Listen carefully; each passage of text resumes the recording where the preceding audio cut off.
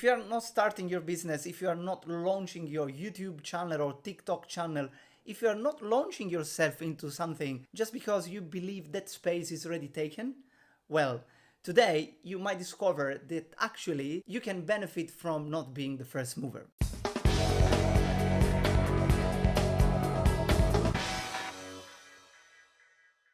How important is being the first? Well, let me tell you something. In many scenarios, it is actually an advantage being the second. Think about this. Did Apple launch the first mobile phone?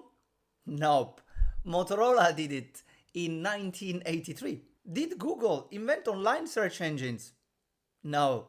World Wide Web Forum and Lycos were already there in 1993. Did Facebook create the first social network? No. 6 Degrees actually did it in 1997. And yet all of these late movers became industry leaders. If you are not starting your business, if you are not launching your YouTube channel or TikTok channel, if you are not launching yourself into something just because you believe that space is already taken, well, today you might discover that actually you can benefit from not being the first mover. I want to talk to you about two different scenarios. Scenarios number one, what to do when you are not actually the first. Scenario number two, what to do when you actually are among the last movers. So yes, there are great benefits of being the second. Let me start reversing the initial question. What are actually the main challenges of being the first? I know we are used to think about being the first is crucial for our business, is the best position where we have to be to start our new adventure, but actually this is not always the case. Being first, for example, means not knowing if that idea is actually valuable for clients, and even more, knowing if and how many people are ready to pay for it. In certain scenarios, you might also have to fight alone against regulations and legal matters. It's not really nice. And also, it's like being unsure about everything, pricing, acquisition strategies. Basically, you have no information at all about any aspect of the business. Let's go back to the initial point. When you are not the first mover, you actually gain amazing advantages. 1. Market research through reviews. You get access to a goldmine of customer feedback. Those 1-star reviews, they are actually treasure maps, pointing directly to unsolved problems and customer frustrations. This insight will cost you thousands in market research, but they are sitting there free for you to analyze. 2. Proven media channels. Your competitors have already tested which media outlet and marketing channel work best. You can see exactly where your future customers are hanging out and which publications are interested in your industry. So, no more shooting in the dark with your PR efforts. 3. Direct customer insights. You can actually talk to people who are already paying for a similar product. These conversations are invaluable.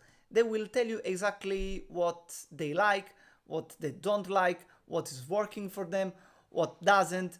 So, in a way, you have again something that you could not have in a different situations. And there is a bonus. These same customers can become your first beta testers when you launch your improved solution. In short, being a second mover gives you the opportunity to gain invaluable and costly insight for free. So what about if you are the last one of thousands or millions? Big numbers scare us. We see that there are so many people and companies out there that we don't think we have any chance to succeed. Every time they publish a video, launch a product, or just publish a new blog post, they get thousands of views. They make millions every month.